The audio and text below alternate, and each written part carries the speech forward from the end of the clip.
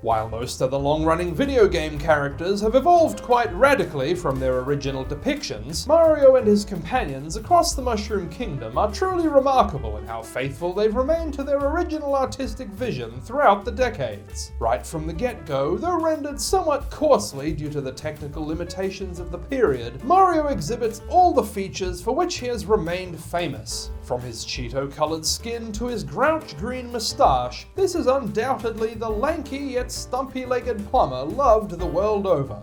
I hope you'll join me as we take a fascinating retrospective look at the design evolution of the Mario franchise. Coming to you from beautiful downtown Fortitude Valley, it's the Harry Gold Show, with your host, Harry Gold. Good evening, ladies and gentlemen, and welcome to the program. Let's begin, shall we?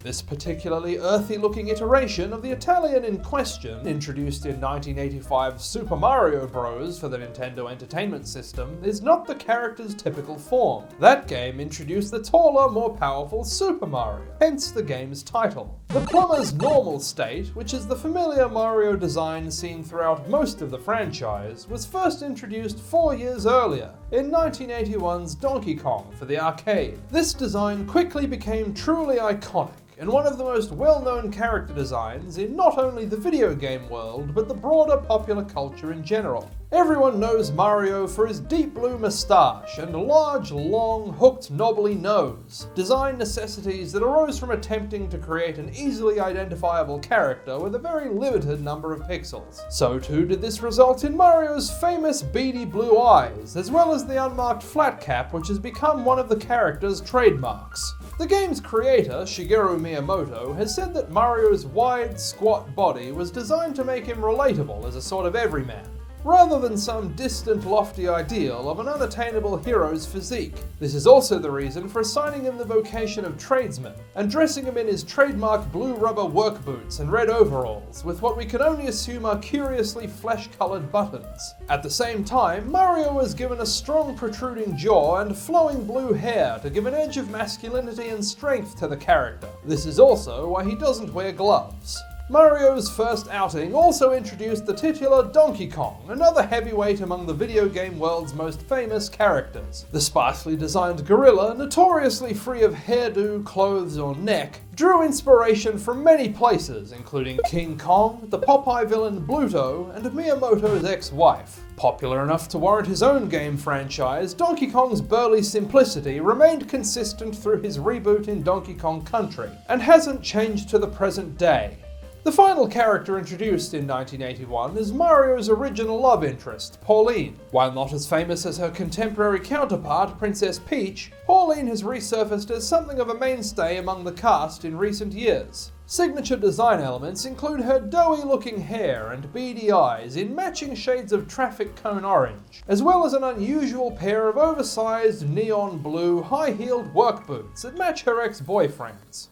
2 years after Mario's debut, Nintendo introduced his brother, Luigi, in order to add multiplayer functionality to 1983's Mario Bros. For the arcade. As a result, the franchise's primary artist, Yoichi Kotabe, sought to design Mario's younger sibling around contrasting the two. Where Mario has beady, listless eyes, Luigi's are large and bogglingly intense. Where Mario is bulging with blubber, Luigi is even fatter.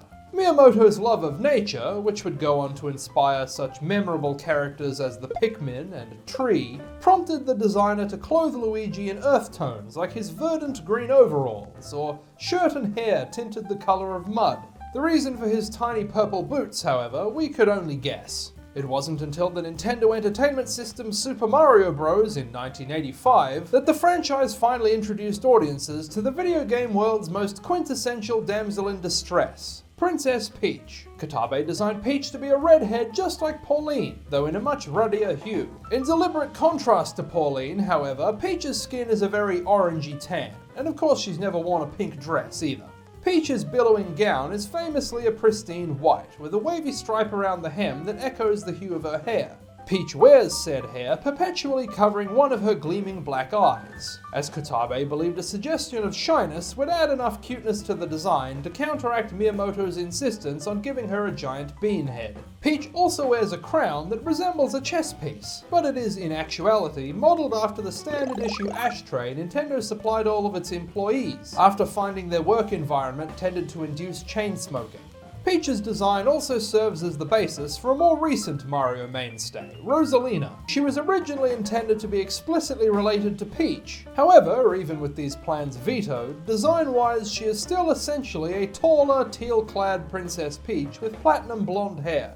Another franchise regular introduced in Super Mario Bros. Is Toad, both the specific character with that name and the species of walking, talking fungi to which he belongs, also called Toads, confusing and confounding people by naming specific individuals the same thing as their own species being a long-time policy of Nintendo's, especially in the Mario franchise. Apart from the mushroom aesthetic, Toad is otherwise best known for the peculiar red poncho he always wears, which features a strange hole cut out of it that exposes his midriff. Peculiar as this is, it has remained a common feature to the many other members of the Toad species which the franchise has subsequently added.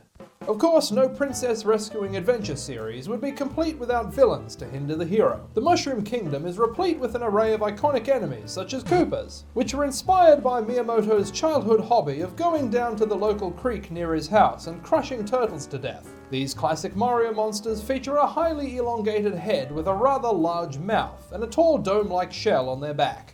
Also making their first appearance in this game are Goombas, the eminently stompable creatures who populate countless levels of almost every mainline game in the series. They're known for their angry eyebrows and mouthless, toadstool-esque silhouette, though their typically pink eyes are also well known in tandem with Mario's frequent consumption of mushrooms as a part of the hackneyed drug jokes that have plagued the fan base for the last 3.5 decades. Both of these enemies have spawned a number of significant characters in later games, especially the various Mario RPGs. However, there is of course one Koopa in particular that is more prominent than all the others. Super Mario Bros. Also introduced their king Bowser, who has appeared as Mario's arch-nemesis in almost every mainline game since. He's an elongated, hunched-over creature with very large, intense eyes and an unnervingly permanent grin.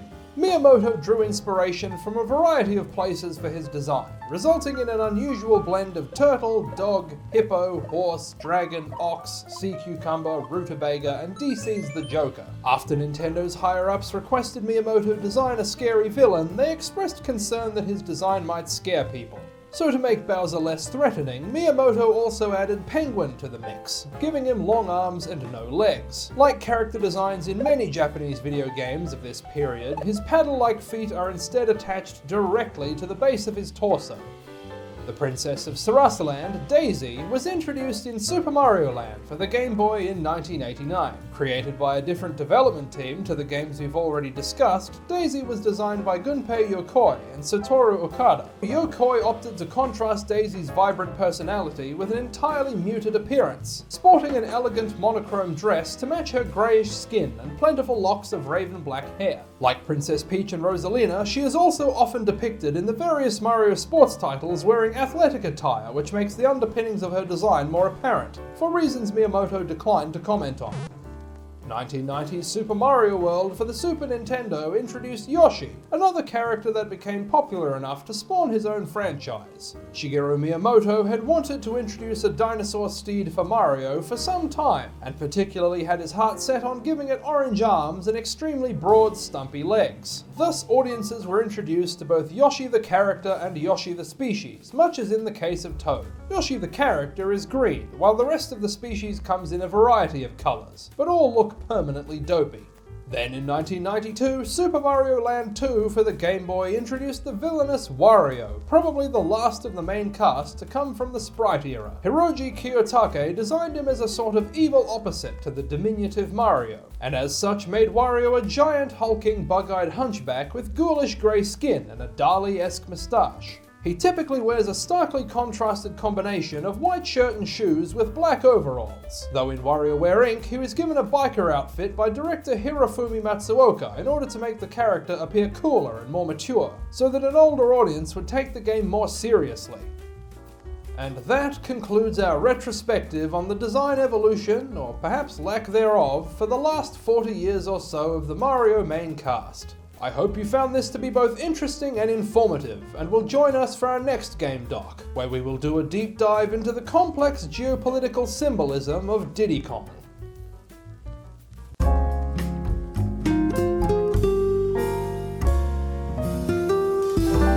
Let's play a game.